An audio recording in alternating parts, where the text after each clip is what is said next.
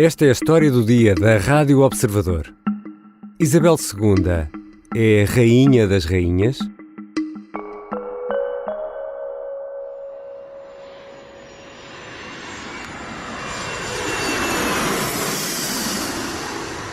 Este é o som do avião privado que está ao serviço de Isabel II. A rainha viajou esta segunda-feira do castelo de Balmoral para o castelo de Windsor. O avião que transportava a monarca do aeroporto de Aberdeen, na Escócia, para Londres, não conseguiu aterrar à primeira, devido a uma tempestade elétrica. No último instante, quando tentava a aterragem, o piloto acelerou e elevou de novo o pequeno jato. Foi necessário esperar por uma trégua meteorológica. O aparelho, com apenas 13 lugares, terá abanado nas manobras de aproximação à pista e o piloto só conseguiu aterrar à segunda.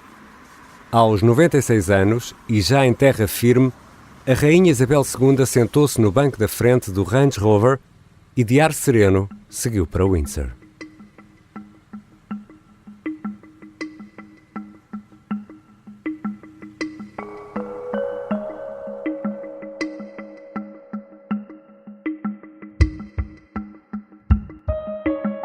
Londres vai festejar o jubileu durante 4 dias. Isabel II festeja os 70 anos de reinado. Quem é esta mulher que não deveria ser rainha e se tornou num símbolo da monarquia?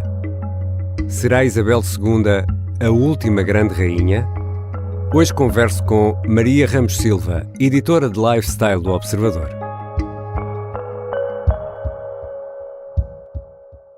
Bem-vinda, Maria. Olá, Ricardo. Esta nossa conversa, achas que dispensa o visionamento da série The Crown na Netflix ou não? Bom, eu diria que dispensa, até porque a 5ª e última temporada, que só estreia em novembro, não vai além dos anos 90, é uma desilusão para alguns dos fãs. Estavam à espera de mais, não vamos por aí, porque esse era um período marcado pelo divórcio do príncipe Carlos e pelaquela trágica morte de Diana, não é? Um dos momentos de maior tensão no reinado de Isabel II. Bom, e Maria Ramos Silva, falámos muito sobre este tema antes de gravarmos o episódio porque temos aqui um problema sério. Como vamos encaixar 70 anos de reinado e 96 anos de vida num episódio de 20 minutos? Achas que vamos conseguir? Nós vamos tentar.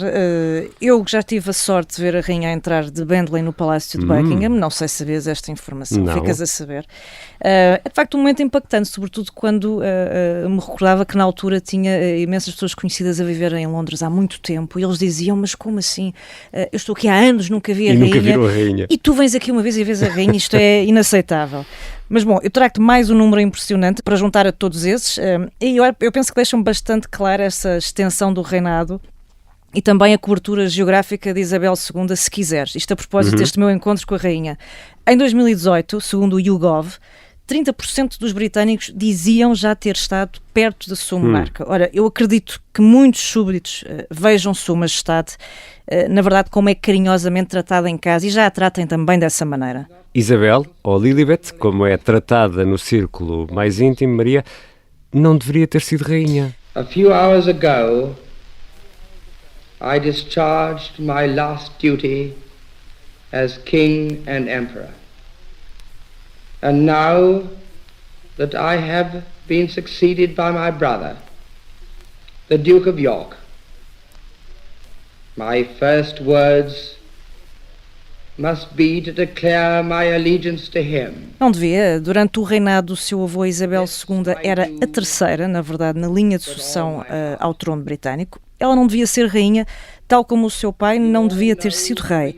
Algo que só aconteceu na sequência da abdicação do seu irmão, que reinou enquanto Eduardo VIII. Ele trocou o trono, como se lembram, pelo amor por uma socialite, a Wallis Simpson, um caso, aliás, muito polémico na altura e que nós recordamos até hoje. Norte-americana. Exatamente, norte-americana. Ora bem, acontece que o pai de Isabel II era um fumador compulsivo. Jorge VI morreu em 6 de fevereiro de 1952, vítima de um cancro nos pulmões. E nesta altura, aquela que viria a ser a futura monarca encontrava-se numa viagem oficial ao Quénia. A jovem princesa estava a visitar naquela altura o Treetops Hotel, um hotel no topo das árvores, no coração da floresta queniana, e foi o seu marido que lhe deu a notícia da morte do pai. Sobre este momento, aliás, há uma história muito curiosa. O escritor e comentador britânico William Shawcross haveria de dizer, num documentário da BBC, que Isabel II é a única mulher no mundo que subiu a uma árvore enquanto princesa e desceu já na qualidade de rainha. É uma imagem incrível. É impressionante. E para a história de Isabel II há também uma personagem de grande importância e convém aqui falar um pouco dela, que é a Rainha-Mãe. A Rainha-Mãe, é verdade, até por uma questão genética, não é? Porque se há algo que nos faz pensar como é que a Rainha ocupa tanto tempo neste reinado, são 70 anos de facto, deve-se por um lado porque o pai morre muito jovem, ainda com 52 anos, mas em simultâneo porque a sua mãe viveu até aos 101 e portanto há ali uma espécie de património genético. Há bons genes. Há bons genes ali a correrem na família e portanto a Rainha de alguma forma isto terá contribuído para esta longevidade no trono. Por outro lado, era uma mulher de fibra, não é? Nós lembramos de uma série de hábitos peculiares associados à Rainha-Mãe, uma figura também bastante afável, mas sabemos que era uma âncora e não tinha nem um papel decorativo no contexto do próprio reinado do marido, enquanto o acompanhou nesse processo, e da mesma forma também já o marido tinha morrido, não era de todo uma figura meramente decorativa na vida familiar, já ao lado da sua filha enquanto monarca. Sabemos que era de facto uma mulher muito forte, até aos seus últimos dias, e certamente uma inspiração para o reinado de Isabel II. Como pilar da monarquia britânica. Mantendo ainda aqui este lado mais biográfico e destas figuras, o marido, o príncipe Filipe, também é essencial para compreender melhor quem é Isabel II. Sim, foi o companheiro de uma vida, uma união inicialmente muito polémica, dadas as raízes do futuro Duque de Edimburgo. Convém recordar que eles eram primos afastados, os dois conheceram-se quando Isabel tinha apenas 13 anos, a ligação prevaleceu durante a adolescência da futura rainha e depois, finalmente, a 20 de novembro de 1947, Isabel casou-se com Filipe, na abadia do Westminster, na altura uma cerimónia com imenso impacto. I,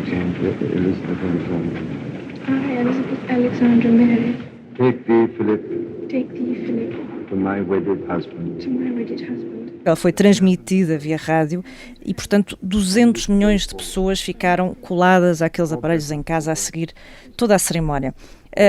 O casal estava apaixonado, é de facto uma história de amor como a conhecemos desde o início, apesar depois de uma série de turbulências nas décadas seguintes, mas esta não era de facto uma escolha muito consensual. Filipe era estrangeiro, a começar, não tinha sequer uma posição financeira favorável ou qualquer reino sobre o qual reinar. E para além do mais, as suas irmãs estavam casadas com nazis, não foram sequer convidadas para o casamento real. Bom, o que acontece é que Filipe, agora então príncipe consorte da Rainha Isabel II do Reino Unido, haveria de abdicar dos seus títulos, mudou de religião para fazer de Isabel sua mulher, aliás, abdicou também de uma carreira promissora na Royal Navy, de modo a apoiar a jovem rainha, e portanto há de facto ali uma relação muito próxima de cumplicidade de pedra e cal até à sua morte, em 9 de abril de 2021. E casam em 47, ali 2 anos apenas depois da Segunda Guerra Mundial. E os filhos? Eles tiveram 4 filhos, Carlos, o herdeiro ao trono, Ana, André e Eduardo. Eu diria que cada qual à sua maneira foi colocando desafios ao casal, entre casamentos, divórcios e outras polémicas pelo caminho. Digamos que o filho do meio, pelo menos nos anos mais recentes, o Duque de York, é aquele que provavelmente mais dores de cabeça tem dado à mãe. O Príncipe André. Vamos deixar os netos e os casamentos e os divórcios para outra oportunidade, deixamos essa conversa para outro episódio. É melhor, até porque vamos fazer como The Crown, não é? Pelo menos Sim. Por agora, deixar casos como Harry e Meghan de fora. Vamos parar nos anos 90. Vamos parar nos anos 90 e evitar mais dores de cabeça para a rainha. Vamos olhar aqui para Isabel II enquanto chefe de Estado e perceber também a importância dela do ponto de vista político e social. Todas as semanas a monarca recebe o primeiro-ministro em audiência semanal. Quantos chefes de governo, Maria Ramos Silva, já conheceu Isabel II? Ora bem, nós falávamos de números impressionantes há pouco, não era? Imaginas como será uma agenda de trabalho de 70 anos, Ricardo? Isto são 3.640 semanas de trabalho, talvez com algumas folgas pelo meio, eu diria, mas bom, ao longo deste tempo, Isabel II conheceu 14 primeiros-ministros, o primeiro dos quais Winston Churchill. Enquanto isso, pela Casa Branca passaram 13 presidentes, que Sua Majestade foi conhecendo, naturalmente, dançando até com alguns, e já agora o seu reinado coincide com 7 papados. E já que estamos a falar de política, Maria, é conhecido o pensamento político de Isabel II? Bem, quem é melhor que a Rainha de Inglaterra para fazer o papel de Rainha de Inglaterra, pergunto eu, não é? A Rainha é, acima de tudo, um símbolo de unidade, de coesão, de diplomacia e alguém que põe o país e a coroa acima de todos os interesses e opiniões pessoais. Mas, e vale a pena incluir aqui o mas, também é verdade que a Rainha tem sido hábil a enviar algumas mensagens, muitas delas através do guarda-roupa. Eu não sei se te recordas, nesta fase inicialmente que eu vou falar, não te recordas porque eras muito jovem, mas a Isabel II abraçou com algum arrojo os tempos do pós-guerra, viveu com euforia aquela fase também no guarda-roupa para comunicar um desejado final feliz e não deixou de enviar uma mensagem sonante no rescaldo do Brexit. Ela vestiu-se com as cores da bandeira da União Europeia, depois do famoso referendo em 2016, e por ocasião da abertura do Parlamento Britânico, lá apareceu com aquele seu look azul e amarelo, naquele que foi lido como um sinal de desaprovação dos resultados. E ela é sempre irrepreensível na forma de vestir, mas é muito curioso sempre que manda esses sinais com a roupa, não é? Sim, não foi o único, mas a Rainha tem especial atenção, bom, para já na escolha das cores, que é determinante, não é? Ela própria diz, uma rainha não poderia vestir-se de bege, porque senão não iria sobressair no meio da multidão. Não seria uma rainha. Não seria uma rainha, obviamente, e portanto aquele colorido, aquele garrido que nós vemos constantemente na rainha é de facto diferenciador e ajuda não só a localizá-la, mas também a destacá-la nesse sentido, não é? Da mesma maneira que não a vamos ver vestida com as cores da famosa Union Jack, não é? Há ali uma série de rituais que são rigorosamente seguidos. Union Jack, que é a bandeira do Reino Unido. Precisamente. E não sabemos se gosta de futebol ou de cricket, mas sabemos que gosta de cavalos. Olha, sabemos antes disso que adora os seus estimados corgi, e que tem sentido de humor, digo eu, porque só uma monarca com esse predicado é que aceitaria que o emoji oficial do Jubileu de Platina fosse um corgi, que é uma imagem divertidíssima. Que é um cão. É um cãozinho, exatamente. Aliás, a rainha é conhecida pela sua vasta coleção de corgis ao longo destes anos todos. E depois a enorme paixão pelos cavalos, claro. Aliás, convém lembrar que o estado de saúde de Isabel II é cada vez mais frágil. É, aliás, a razão para se ter mantido afastada dos holofotes nos últimos meses. E além de 10 de maio, falha mesmo a abertura oficial do Parlamento Britânico. O que nós não esperávamos é que poucos dias depois reaparecesse de forma exultante no evento equestre Royal Windsor. 3 cheers for Her Majesty, the Queen! Hip hip! Para assistir ao desempenho dos seus cavalos, para entregar troféus e para distribuir muitos sorrisos e boa disposição. Ela estava, de facto, muito feliz com aquele momento. Isabel atravessou várias eras. Ela começa na idade do ouro da rádio. Agora estamos na idade da imagem, da televisão, do vídeo, das redes sociais, não é? É mesmo. Olha, eu diria que é preciso ter pelo menos mais de 80 anos, fazendo assim as contas por alto, para ter assistido a tanto como a rainha. Ela passa pela Segunda Guerra, pela Guerra Fria, pela União Soviética, pelo seu colapso, pela queda do muro, agora até a invasão da Ucrânia. Boa parte de todas estas notícias e acontecimentos passaram na rádio, sim, incluindo algumas das suas primeiras mensagens ao país, bastante icónicas. Depois veio a TV, primeiro a preto e branco, depois já a cores, e convém lembrar que mais de 20 milhões seguiram a coroação nos ecrãs em 1953, que foi outro marco no seu reinado. God crown you with a crown of glory and righteousness, that having a right faith and manifold fruit of good works, you may obtain the crown of an everlasting kingdom by the gift of him whose kingdom endureth forever. Amen.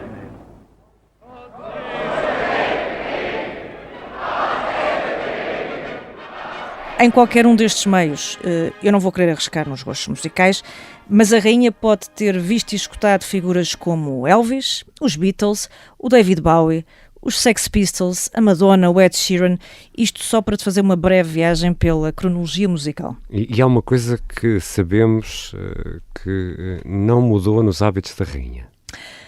Pois é, o seu famoso Martini, não é? Aliás, é capaz de já ter mudado um pouco porque há sensivelmente um ano e meio, os médicos recomendaram uma pausa no seu Martini. Há alguma parcimónia, porque a idade é de facto avançada e, portanto, impõem-se ali algumas regras extra, mas sim, a rainha é conhecido o seu peculiar gosto pelo Martini.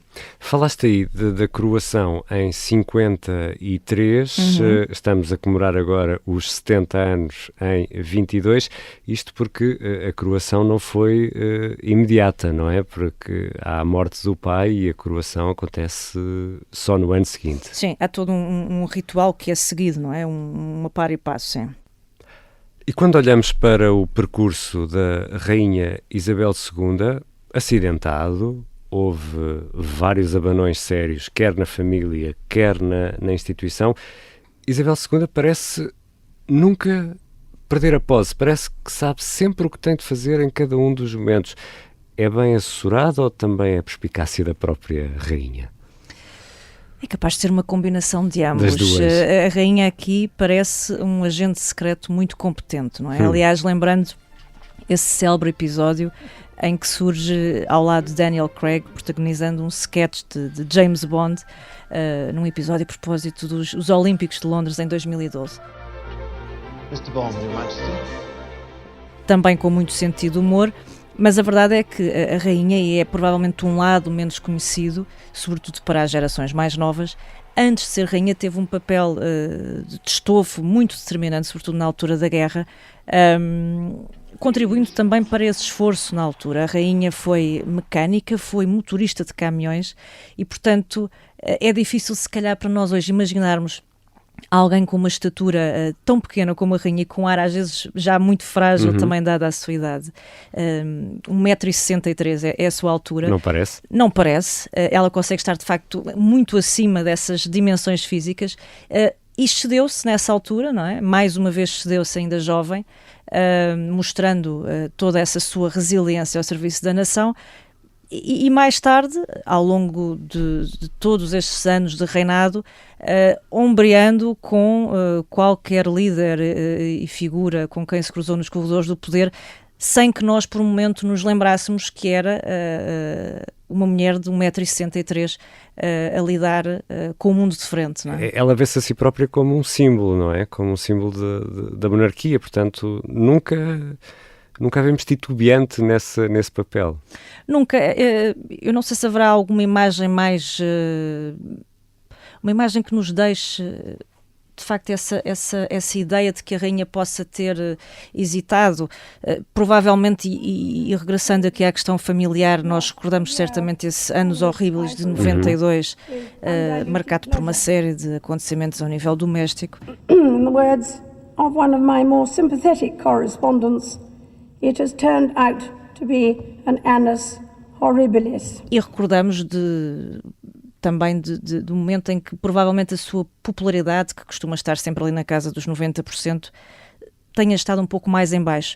E ela esteve especialmente debaixo de foco quando Diana morreu e quando há ali um silêncio sepulcral e perturbador que leva a nação a questionar se afinal a nossa rainha podemos contar com ela ou não. So what I say to you now, as your queen and as a grandmother, I say from my heart.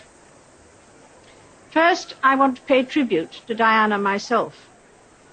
She was an exceptional and gifted human being.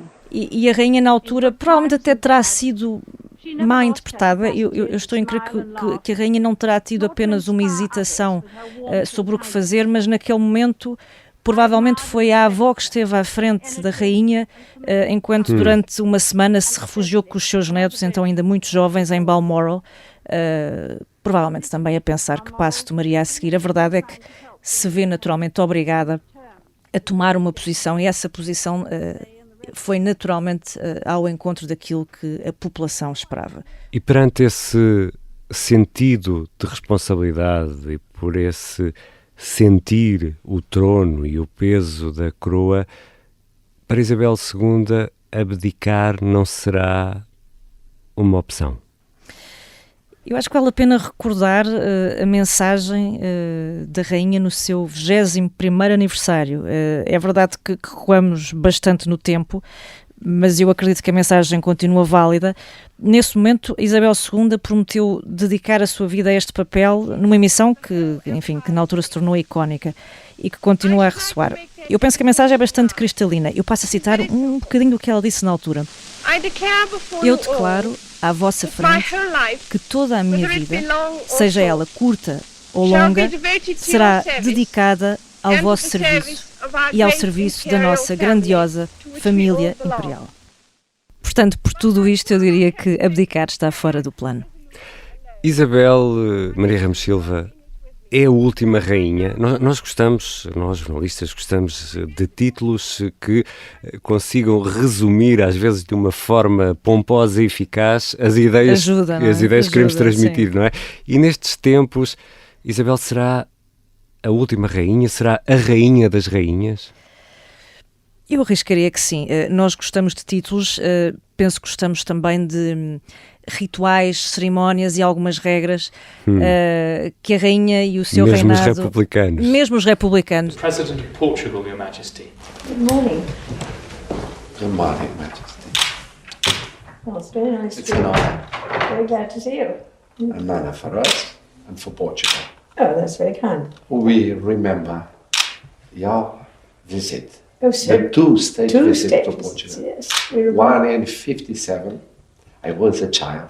I'm sure you were, yes. When you were arriving in Lisbon at the railway pass, you know that big square Yes, in a carriage in a carriage. with General Carvalho.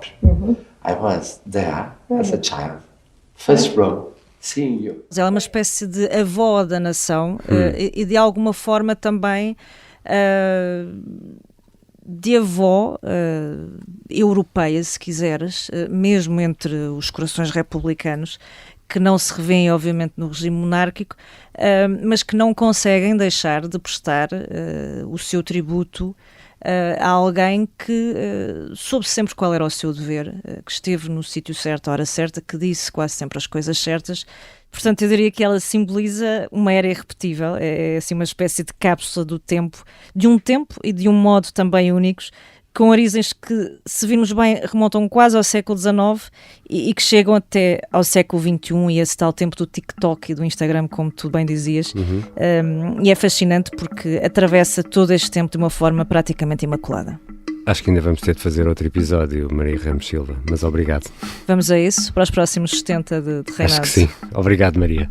Obrigada, Ricardo.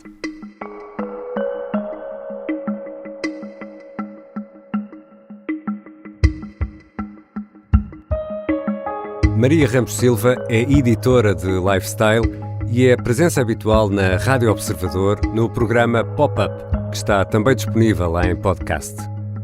Esta foi a História do Dia. Neste episódio ouvimos vários sons históricos que estão disponíveis no YouTube.